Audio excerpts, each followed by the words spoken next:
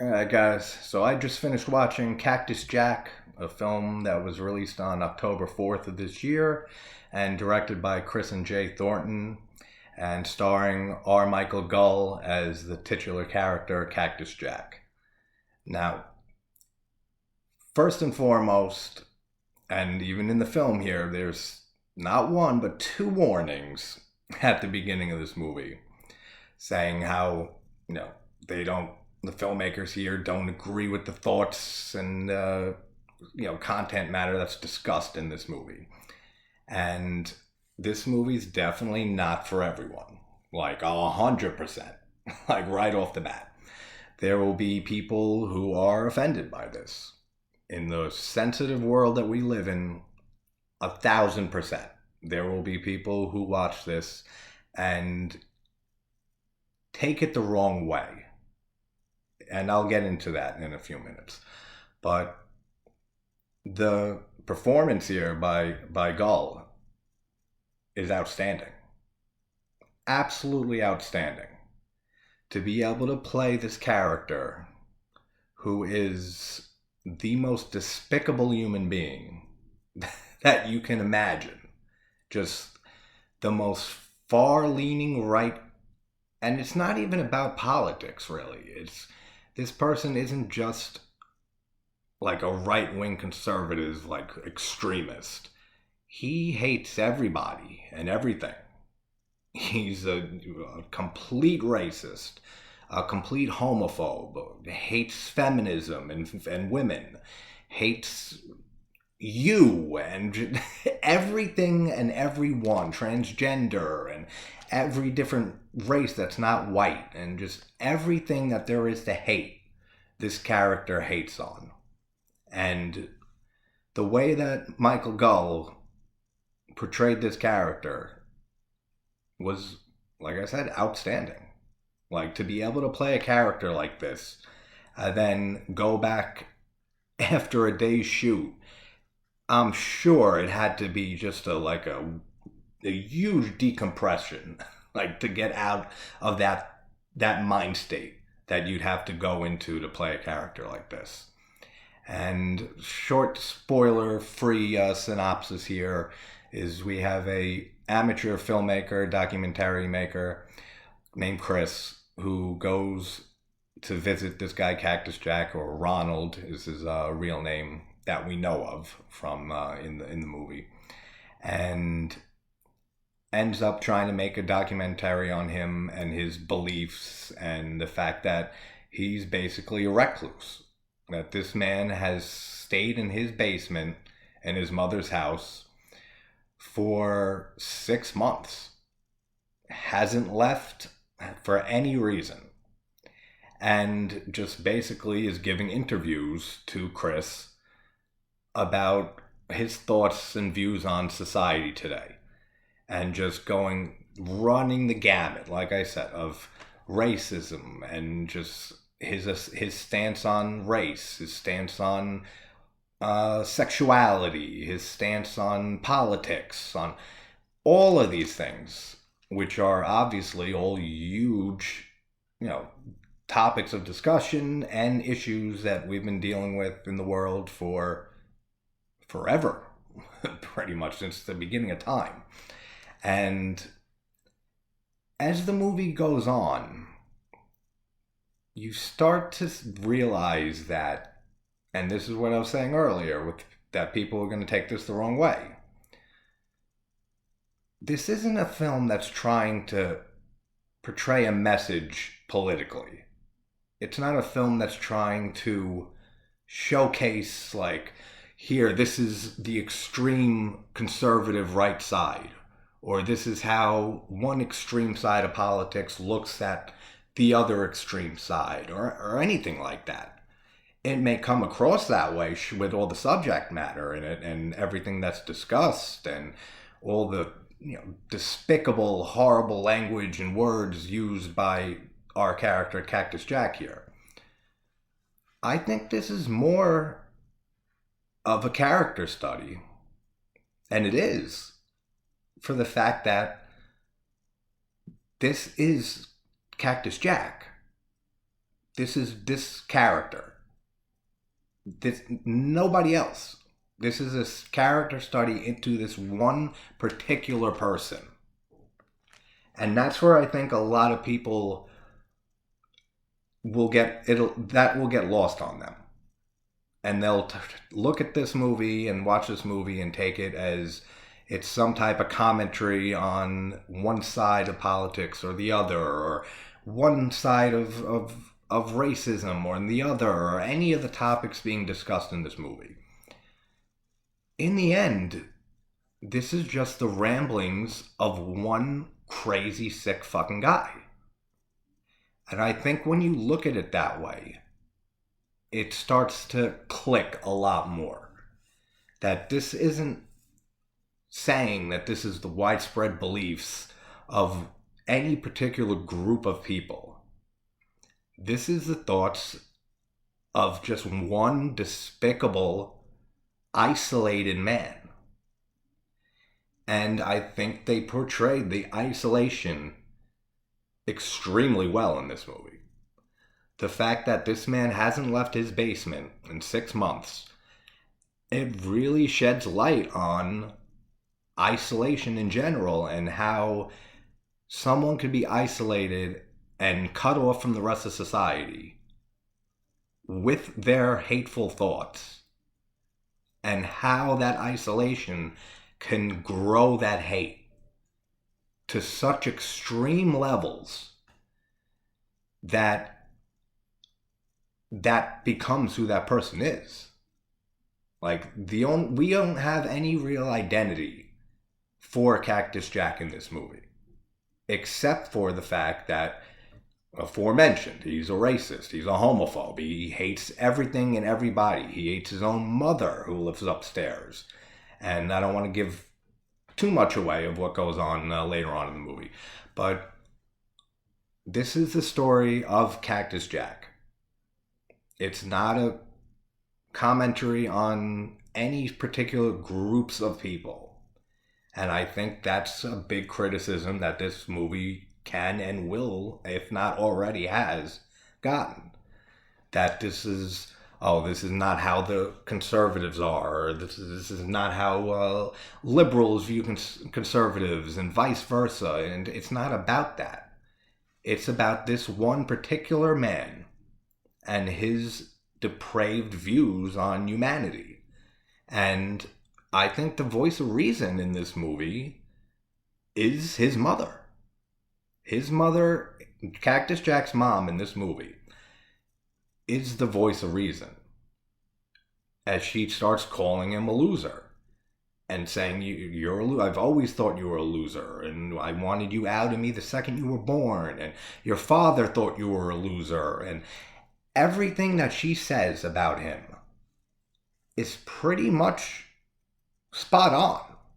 Like, this man is a loser. Like, this guy is a failure at life, pretty much. And he's pretty much became a recluse and is hiding behind all this hate, hiding behind all this racism, hiding behind all of these views and beliefs that he has, because he's scared of facing the reality that he's a loser, that he's not done anything worthwhile with his life, that he's pretty much a ghost, and no one notices him. And this is his way of trying to get noticed, as he starts going and having these interviews with Chris.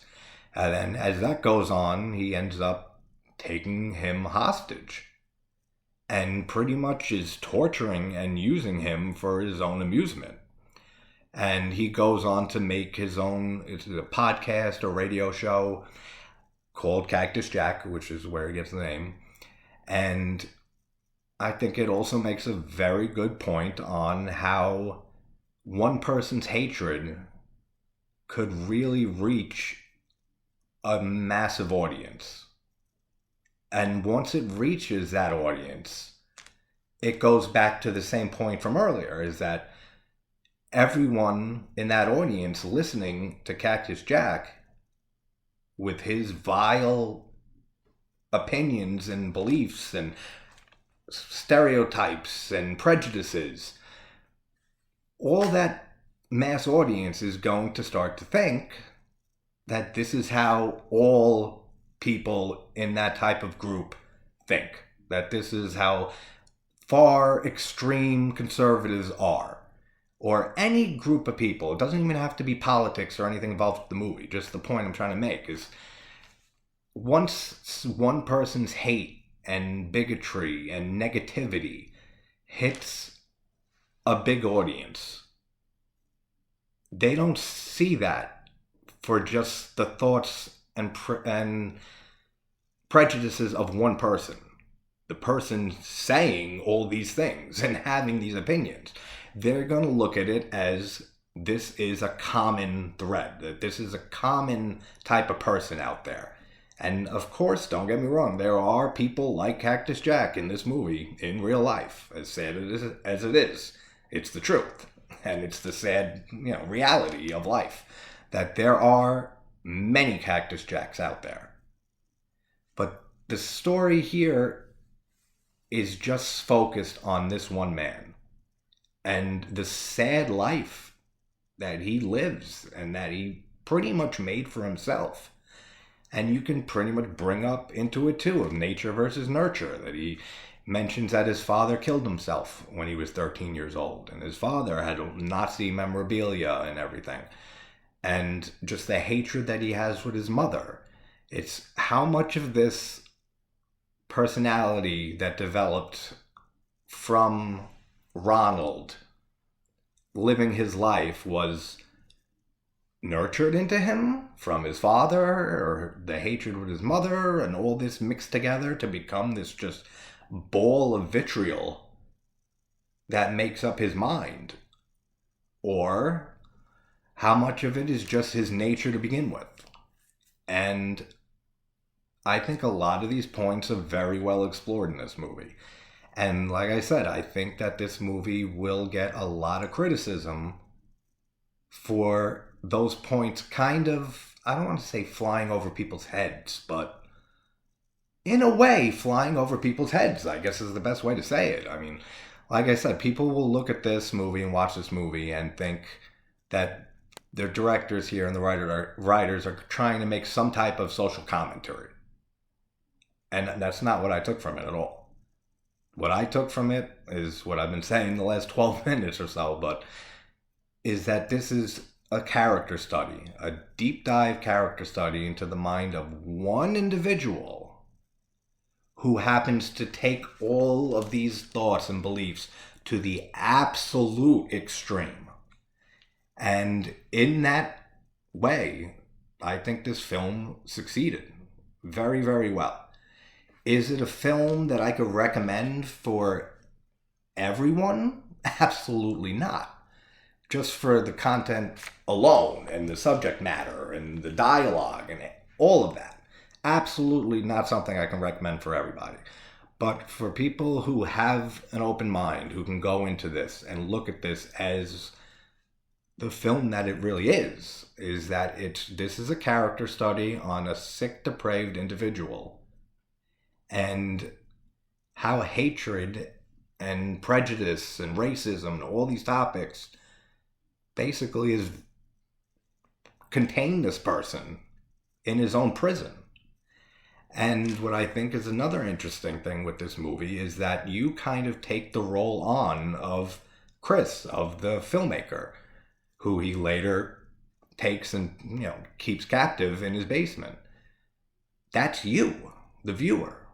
Like, you are being held captive watching this movie and being forced to listen to all the crazy shit that this guy has to say.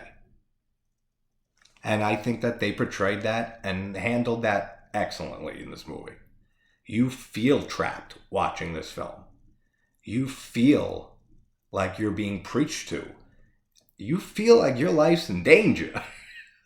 At certain points, you feel like you are in fucking danger being around this man, and I have to get out of here as soon as possible.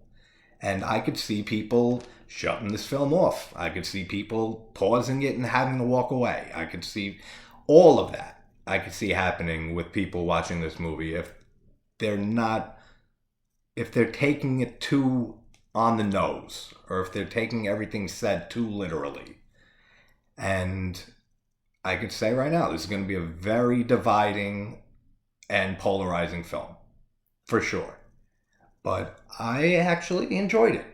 As much as you can enjoy a film centering around this subject matter and this type of content. Is it a movie that I would watch often? No. It's kind of like, it came to my head when I was watching it, but like Requiem for a Dream is a favorite movie of mine, but it's one of those movies that I can't watch often at all because it's just depressing, man. And that's how I feel with this movie. I feel like it was shot very well, and I believe it was shot on a phone. And if so, I mean, more props for that. Like, it's very, the atmosphere is very well done too. Like, you feel, like I said, like you're trapped in that basement with Cactus Jack, and that there's no escape. Like, you have no choice but to sit there and listen to what he has to say. Like it or not, despise him or not, you're in for the ride. And this movie was definitely a ride. So, thank you to our Michael Gull for messaging me on Instagram, for sending me the film, and for, just for everything, for letting me discuss it and review it here. And I think you did an outstanding job, Michael. If you see this, absolutely outstanding job portraying this character. As I can imagine, this was not an easy role to play. Like, absolutely. So, huge props to that. Thanks for the message. Thanks for linking me to this movie and allowing me to watch it. And, yeah, guys, if you have an open mind and you don't go into this taking this too literally, I think this is a very effective film. And I look forward to hear what other people think about it. So, Cactus Jack came out October 4th. I'll link some information in the description where you can see it and all that good stuff, the IMDb page and everything. And yeah, so it's 3 in the morning. I'm going to try to have Halloween 4 up. If not, it'll be up early in the morning. But hey guys, wherever you're from, hope you're having a good morning, good night, and I will talk to you all soon. Take care.